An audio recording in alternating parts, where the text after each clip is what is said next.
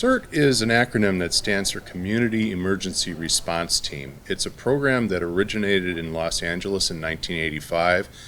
It got picked up by FEMA around the 9/11 incident, and now it's a national program that communities institute as a backup to the professional first responders, firefighters, and police. All right. Is anybody wounded and can come out? Can anybody walk? Come on out. Come to my voice. So as each team goes on, we need to recruit new members because people naturally cycle through. And there is a FEMA specified training program. It's about 21 hours of in-classroom training. And we just ran a group of 17 people through that training. One more, got it. We got a yellow and a black, and another yellow. Training is basic stuff that an individual needs to know in order to be able to safely conduct emergency operations in the event of a disaster or in the event that the support is needed by law enforcement or fire. Stuff, for example, like tending to down power lines, or if there were to be a plane crash or a tornado that came through, they have the skills to go through buildings and search for survivors if all of the professional first responders are tapped out. We have ongoing training that the team regularly participates in, but this is the kickoff training that sets the base level that every CERT member must have in order to be considered a full CERT member. He's immediate, he's not talking, but he's going to convulsions. What we were simulating here was a building that had been impacted by some sort of a high wind event, and there were people that were injured by things falling in the building, glass blowing in, projectiles being driven by the wind. And so what you saw happening in the video were people conducting an organized search of the building, and they were categorizing people by the level of trauma that they had experienced. What happened?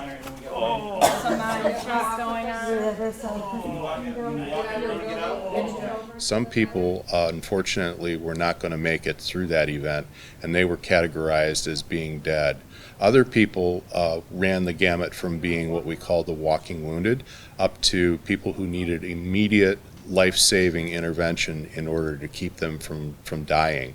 So we had people who were impaled, we had people with closed head injuries, we had people who were victims of heart attacks, that sort of thing. And the idea is to get an assessment of what we need to transport to the hospital first and who can go second and third and so forth. Gently.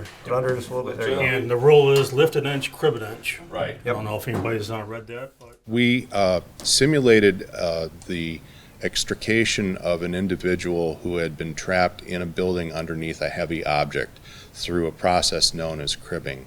Cribbing enables people with simple hand tools to be able to lift and support very heavy objects.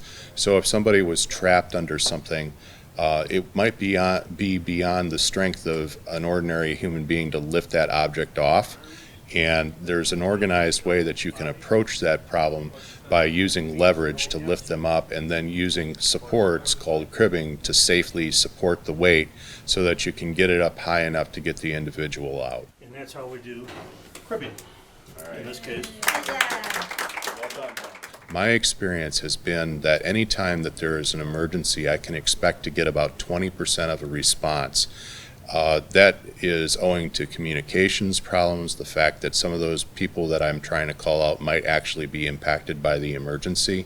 So the larger the group that I have to draw upon, the larger that 20% becomes. So as we grow the team, we expand our ability to put boots on the ground in the case that the professional first responders need us. So volunteers and volunteers from our community are crucial.